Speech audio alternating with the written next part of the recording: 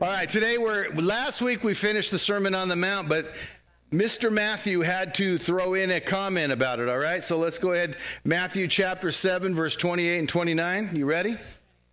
All right.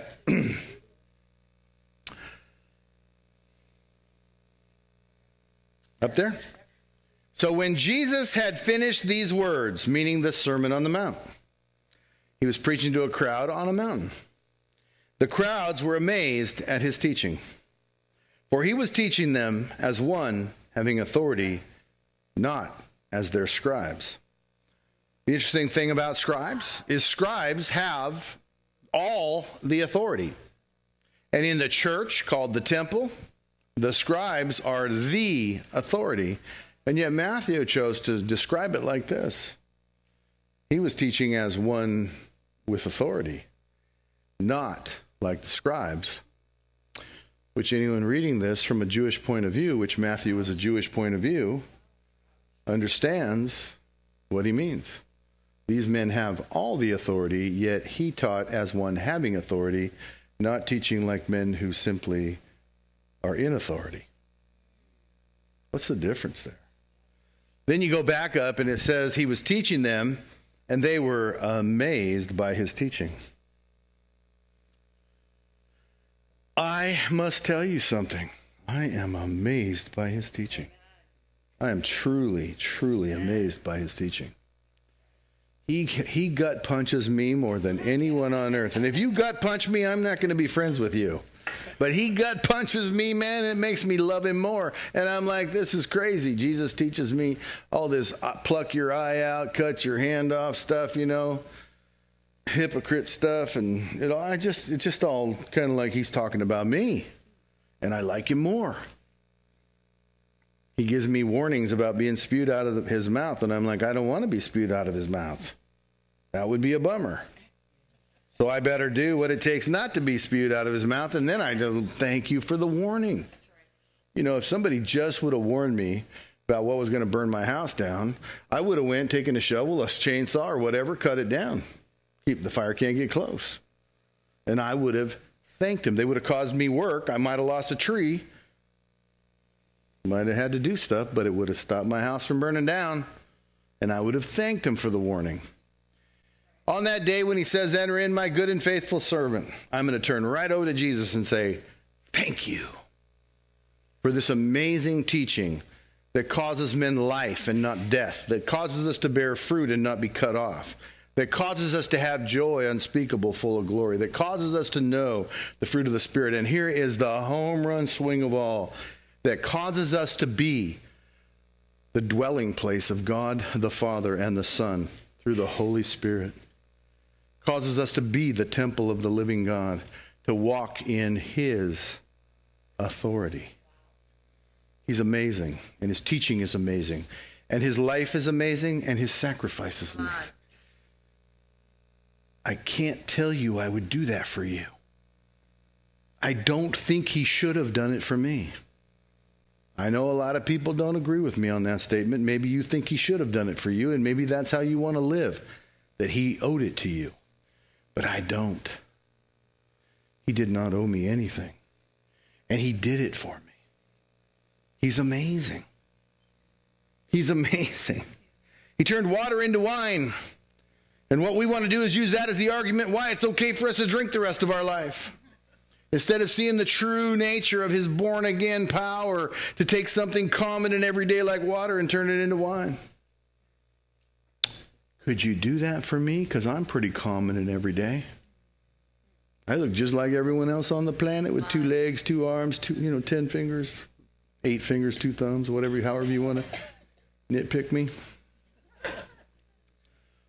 You with me? You understand? I'm just like everybody else. And you want to make something special out of me? It just goes on and on. He's pretty amazing. He's pretty amazing. Amen. Wants to take trees that are dead and make them alive, trees that are alive and make them dead. He wants to get fruit on dead trees and put water on dry ground and rivers of living water. And you just keep leading. You just keep reading. It's just amazing. Here's another home run swing. He wants you to be able to call God in heaven, the creator of all things, our Father who art in heaven. My Father who art in heaven, hallowed be thy name. He wants to give you that power. He wants to make that true. And what Matthew noticed? Teaching as one with authority, not like the scribes. Which one are you? You like the scribes? Lately, I've had the opportunity to spend time with more scribes than ever before.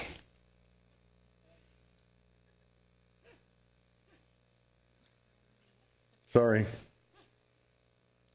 But I don't want those scribes to have authority in my life, and they very clearly could. It'd be pretty easy for them to have authority in my life. You know how they would take a wild guess how they could have authority in my life. Ding, ding, ding. She said, you let them. You give them the authority. The scribes were given authority. They misused it totally. They should have been removed from authority. They weren't. Guy the other day was talking, and he said, we all know from the Bible that the current president has authority. Given by God. He's God's man. We must serve him. A couple of years later, before that, someone else said the same exact phrase about a different president. A few years before that, I heard the sermon about the same exact thing about the other president. So it was Bush, then Obama, now Trump. God gave them all the authority. He picked from the people and put them in there. Is that what you believe? So God is co-signing their immorality. He's co-signing their wrong decisions and their right decisions. And you notice I picked a liberal Democrat and a completely conservative Republican, and then we don't even really know what this one is. Extreme businessman. Those of us in business have been crying for a long time. What we need is an extreme businessman. We got it. We'll see if it worked. So you think God picked that man out of the 300 million and said, I'm placing him here. You think that's what happened? Or did people who live in a country that kills babies for convenience, marries people together because it's unpopular not to, redefines marriage, redefines life, redefines holiness, redefines pursuit, redefines wealth, oppresses in so many different ways, is a country that God is picking up a man and picking the best man and putting him in there? Or are the people who do those things picking and choosing? So let me tell you about authority. I'm going to define it for a minute, but I'm going to tell you the truth about those scriptures that people use to say these presidents are picked by God. They're not. Because if these presidents are picked by God, so is Idi Amin and Adolf Hitler, Chiang Kai-shek, Mao Zedong. He killed 22 million. Stalin murdered 11 million people. Chiang Kai-shek, too many to count. No one knows how many he murdered. We're talking murdered. The night before World War II started, Germany attacked Russia. He had somewhere around 150,000 military leaders assassinated in their homes. Stalin. So when the Germans attacked, he had no leadership. His army was leaderless. He had executed them all the nights before the Germans attacked because of his paranoia that there was a coup about to occur. God picked him and placed him in the leadership of the Russians. You have to decide what you believe about authority, because the Bible said all authority is given by God. So how does this work? Every single church, God picked the man and placed him in the position. Every single church. Man never stands up and says, I'm in charge, like a scribe. No authority is given where man says, you're the boss, or I'm the boss. No, what the Bible means by all authority is given by God, before we define authority, is the position of king, the position of president, governor, judge, officer, general, pastor. Those positions are given by God. Who fills them is up to you. The fact that men and women are under authority is given by God. The fact of who becomes that authority is decided by you.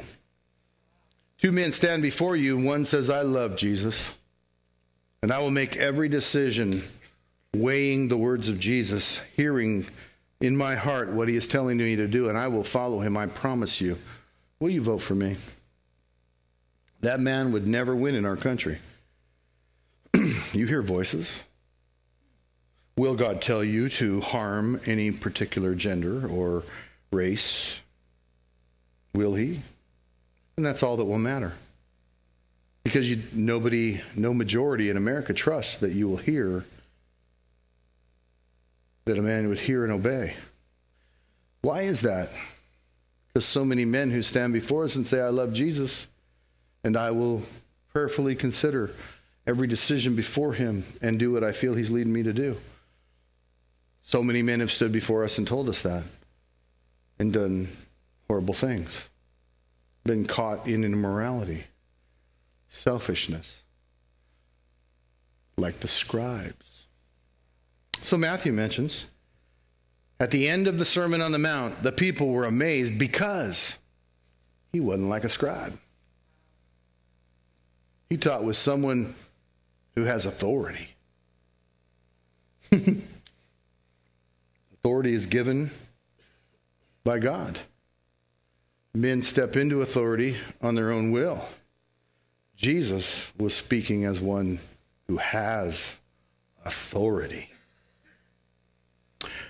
Mentioned many times in the temple, they had no answer for Jesus because honesty and integrity were so rare.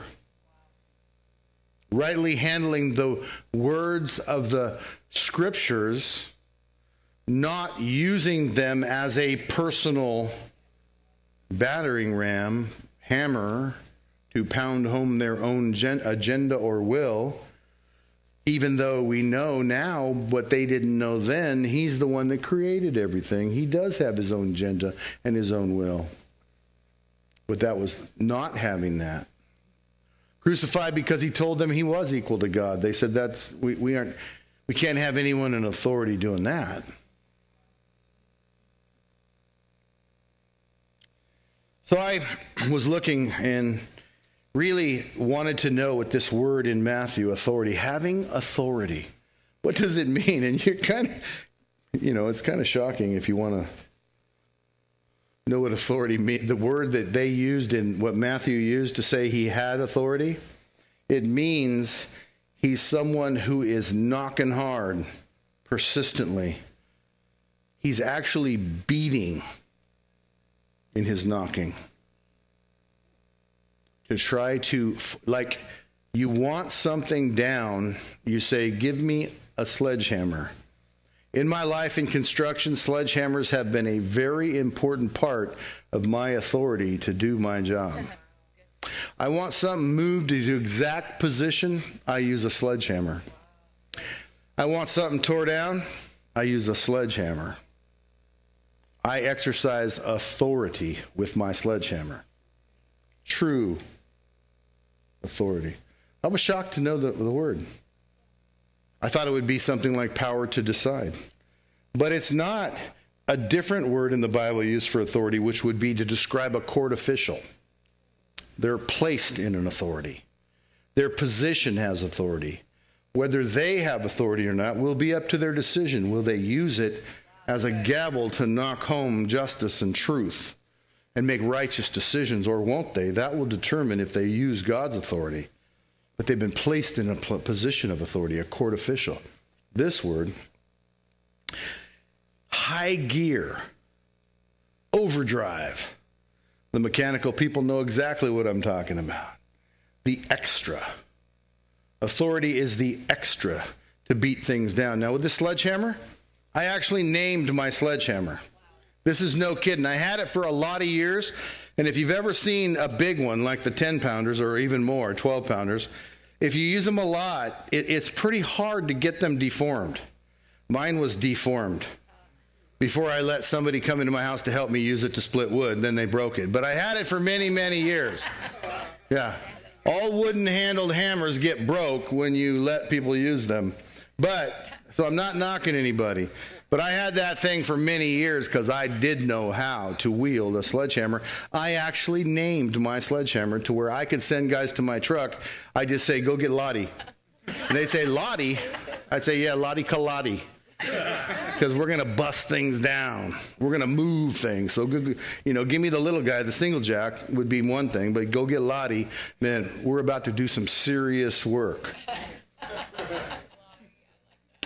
I even painted Lottie just to help make her look, because everybody knows any old barn looks better with a coat of paint, right?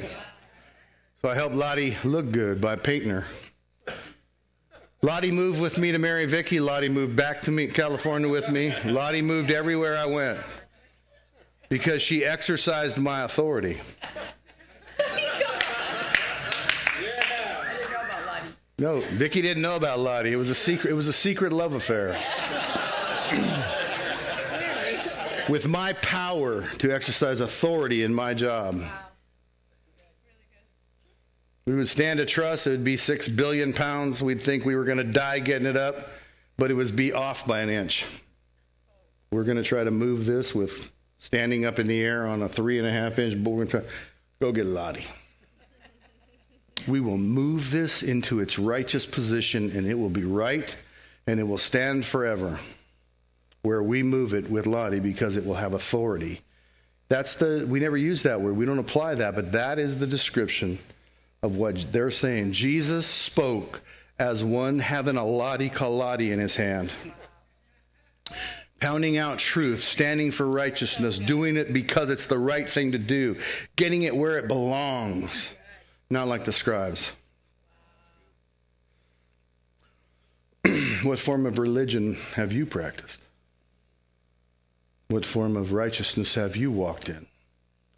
The scribes' form or the Jesus form? Any man who tries to walk in the Jesus form is shaking and trembling many times in his life for the responsibility over people. Have you ever had to send a man down the road knowing he might die?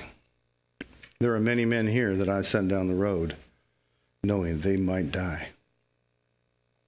Did you hear me say they're here? Because they didn't die. But the authority I used brought them into alignment eventually. Weak men don't do that. Weak men say, here you will never survive. If I don't pound you into the right place, you will never make it. So follow me. Some have sat on my couch and said, I can't follow you. And their lives are miserable, and their wives are miserable, and their children are miserable because they could not live in authority. They could not live in this version of authority. I was pounded. I had a guy call me the bad name for a year and 7 months. Never used my name. Called me the bad name. What I won't say on a tape. Called me that. It's in my book, though. I will tell you that it was an anatomical term. Let it sink in. The anatomical term. That man pounded on me every day with a very similar thing, apparatus like Lottie. He's the reason I bought Lottie. You had to spend so much of your paycheck on tools or you were fired. So I had Lottie because of him. I wouldn't buy a hammer like that. I'm making $4 an hour or whatever I was making, $3.50. I don't know. It's huge money. My dad retired at 6, so when I told him I got a raise to 5, he was ticked off. Been doing this a year and I make $5 an hour.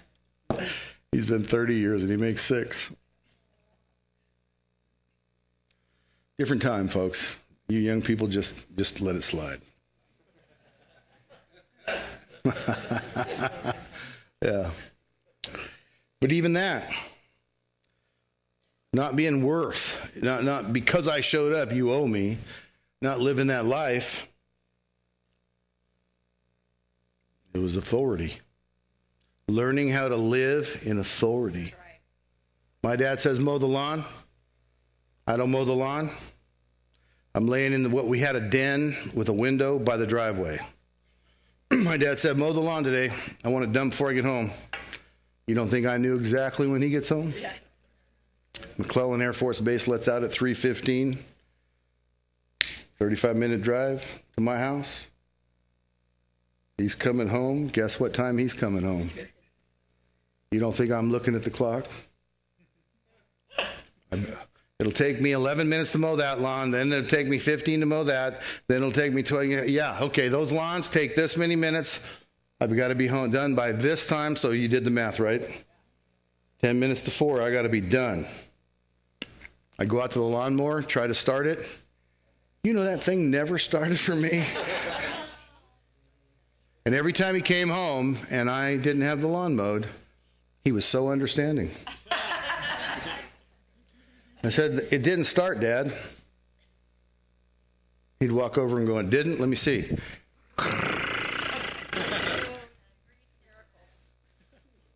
It hates me, Dad. It hates me. Why did I care what my dad thought?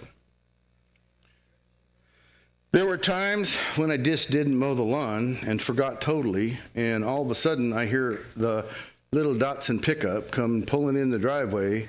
Authority has arrived on the premises. I immediately, it's not 10 to 4, is it? Oh no! And you hear the boots, coo, coo, coo, coo, and your heart goes boom, boom. Because authority has that effect. The Lottie that's going to put you in line, that's going to make you walk, it's going to raise you up. The other side of authority is you mowed the lawn and you hear the car. Is that him? And you run outside.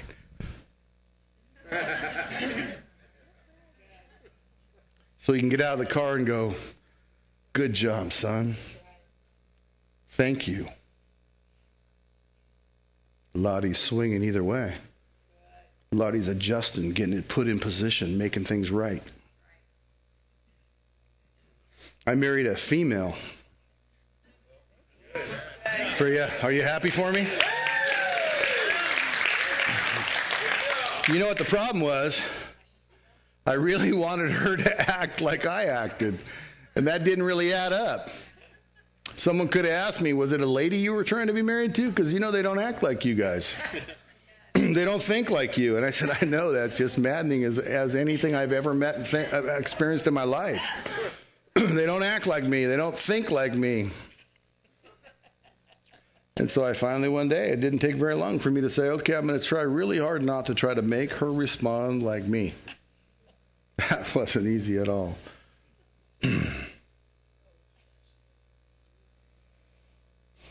Things I got to change. I've got to grow. I've met a lot of people of the female persuasion in my life. There's been certain elements of all of them that are the same. And there are certain elements of all of them that aren't the same. They're totally different from each other. So I have to make sure that I want to be married to this one, not those ones. And so there have been challenges in that for me. I got to change. What are these words that I got to put it in overdrive? Because it doesn't do any good to go 10 years and then stop and go, I wish I hadn't done that. It's better to get this in overdrive, get in high gear, get there quick, the changing part. Get adjusted. Don't get me the single jack. Get me Lottie. I need to move quick. I got to move surely and firmly. I got to change, man. There's a cost I don't want to pay in not moving. Then when they had children, oh my gosh, there's more? I am so beaten. Remember I told you about my Lottie is getting all beat out of shape. I got to move more. I read this book, One Having Authority. Cut off your hand, pluck out your eye. or stop sinning. That's your choices. We're going to need the come along and the Lottie. It's this cable thing that goes out and you ratchet. It was pretty good, huh, guys? That wasn't bad. That was pretty stinking good. Hey, do you think I've used a come along in my life? And had one used on me. And you just move it over little by little. But you got to get it done. Get busy. Let's go. Let's go. You tired of dogging it? Are you tired of dogging it? Well, when you get tired of dogging it, would you please stop it and get this thing moving? Bring it on in. That's how Jesus teaches. With authority who's got it in overdrive. Here's the other definition I love. To press severely. It's an awesome definition. To knock by beating, to press severely. Severely, does that need explanation? Severe pressure upon the movement, upon the learning, upon the adjustment. Guys, your wife deserved a better husband than you, then become the better husband. Wives, your husband deserved a better wife than you, then just don't go get him another one. Become what he needed. Become what you have to become. Get Lottie, get the come along, bring along a couple of jacks. It may need to be lifted, but let's get it done. That's why God created men, because they get it done. Look at all the cities of the world. And that's why God created women. Totally different, because they get it done. I tell all young couples, you have no idea what marriage is like. Right. One day, if it's correct, you should wake up and say, how did I even breathe without her? That's right. How did I function? How come I wasn't just walking into doors? I am so different since she joined me. Like I was half of me back then. That's right. I did it. I didn't bump into doors, but you just wonder, how did I live without? Jesus is the same way. That's right. How did I do this without Jesus pressing severely, knocking in a beating way, pounding it into me, getting his Lottie out and his come along? You know, I didn't do it as well that time. Jacking it up. You know what I mean? I do hope you caught all that on the tape, because I'll never do it again. Watch the video.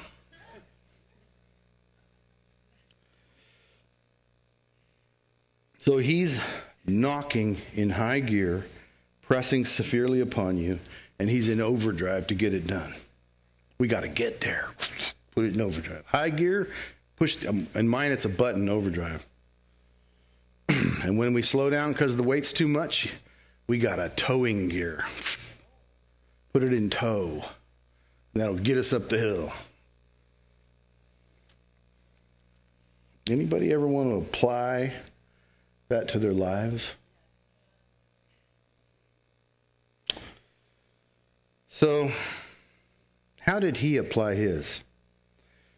Matthew says, at the end of the Sermon on the Mount, which I have to tell you, this time through the Sermon on the Mount, I think I may have actually understood the Sermon on the Mount for the first time in 42 years. At least I understand it better than ever before, this incredible communication. And I was looking at last week's message. I was listening to last week's message. And I realized, whoa. Piece by piece, it's amazing building blocks. Overall, it's a building that is so awesome, I can't even conceive of it. Is it real? Are we in heaven, or is this Oroville? That we could have such incredible stuff given to us. And then Matthew says, as one having authority. Well, what happened with his authority? Where did it all go? He ended up on a cross with nails and thorns and no skin left on his back. What? If he is so authoritative, he's got his Lottie. Think about it like this, maybe. Most of us guys have imagined, used our daydreaming to imagine ourselves if we lived in the time of spear and shield wars kind of thing, and we came in with an M60, we'd be invincible. Make sure if I go back in time, I take some firepower. Or we had dynamite before that, So we think we're invincible. Okay, so he has authority. My authority is Smith & Wesson. Oh, good. Where does that get you? Usually it gets you shot. Remember the live by the sword, die by the... Yeah. Where did his get him? A cross. And then he says to you, follow me. These guys, these poor schlops, these poor guys, they didn't get to see the cross in advance. You and me, we got the advantage of 20/20 vision. He says to you, follow me. Where are we going? To the cross.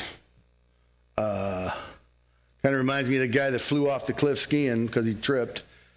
Found a branch, he's hanging with 2,000 feet of empty air below him. Anyone up there? Yes, I'm up here. Can you help me? I can help you. What do you want me to do? Let go. That's kind of what we do, right? Anybody else up there? Come on, man. What happened to his authority? It put him on a cross. Cost him his life. Have you read on to the book of Revelations of the glory given to him for the cross? You are his glory. For the joy set before him, he endured the cross. And that is you and me. His authority got him to the cross. And he says to you, follow me. And I'm wondering, maybe that's why we don't hear Jesus' messages everywhere we go anymore. Because we don't want to hear that. I'm looking past the cross. I'm looking past the forest fires. I'm looking past the leukemia. I'm looking past life and death. I'm looking past Down syndrome. I'm looking past peripheral neuropathy. I'm looking past all the things that have basically come to afflict me in my life, and I'm saying, no, I have authority. You take your best shot. I have authority in my life. And the one place I have authority to use is to say this: Jesus Christ is Lord of all. God the Father has loved me in the world and sent Jesus to die on a cross for me. And I will love him by obeying him and follow him. And he is good. Come what may, hell or high water, I will follow you. You said, follow me? I'm all in. Let's go. You say there might be crosses? Oh, Lord, I hope there's no crosses. I hope there's no forest fires, and I hope there's no leukemia. I hope there's no more Down syndrome, and I hope there's no neuropathy. But come what may, let's roll. I'm with you, Jesus. Here I am. I'm with you. Putting it in high gear. I'm pressing on. Eye on the prize. All in. Lord, I hope there's no crosses. Lord, I hope there's no whipping post. I hope nobody pulls this beard out. I'll go ahead and shave it so they can't. I hope there's no pulling of the beards. I just hope there's no crown of thorns. But if there is, I'm kicking it in gear, pressing forward, moving on, going forward. I ask every young man before he marries his girlfriend, what do you think she wants you to promise her? I ask every woman, what do you think you want him to promise you? And they're almost always wrong. Because what she wants is a man who will go forward, a man who will stand for her, a man that will promise to have integrity, to be honest, to press firmly in the authority of God. That's what they're looking for. Now, those are a lot of big words. I don't use those in my counseling. But that's what women want, a man who will stand for her. I'm a little less on the side of what a woman needs to do, but I am really good at what a man needs to do because that's what I concentrate. I don't try to tell her who she needs to be for me. I just spend my time deciding who I'm going to be for her. That's my responsibility. Because Jesus teaches as one who has authority, and he will give it to me. And I just may need a little sledgehammering. I may need a little lottie-kalottie, a little come along, a little jacking it up, pushing it in, getting it right. And let's just keep going. Let's roll. Nobody took his life from him. He gave it willingly. And I'll bet you he needed a lottie-kalottie. We saw it in the garden. Oh, Lord, if there's any way to save Steve other than going to this cross, can we do that instead? But nonetheless, Steve needs to be saved. Let's go. Can you do that? Is that the choice of your life? Let's go. You can't do it for you. Can you do it for the one standing next to you? Can you do it for those counting on you? How about those you've made commitments to? You stood at an altar. You probably gave vows in marriage. You probably had children and made promises. How about let's roll on those. Let's adjust it. Let's jack it up.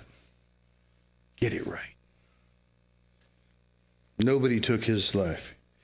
He gave it to save me. You guys want some of that? You can probably have it too. He might have died for you too, but you'll have to decide that. I have absolute understanding. Have no excuse left to give.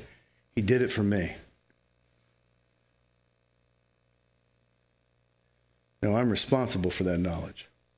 Will I take up authority? Will I press severely?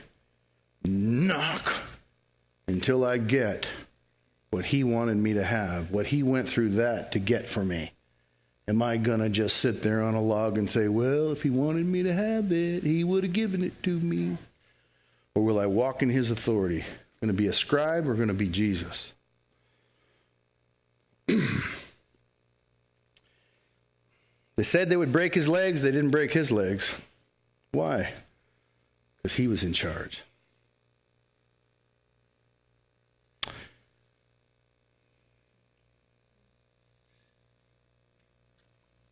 Jesus has authority. You want to see the will of God on the face of the earth? Give him the authority.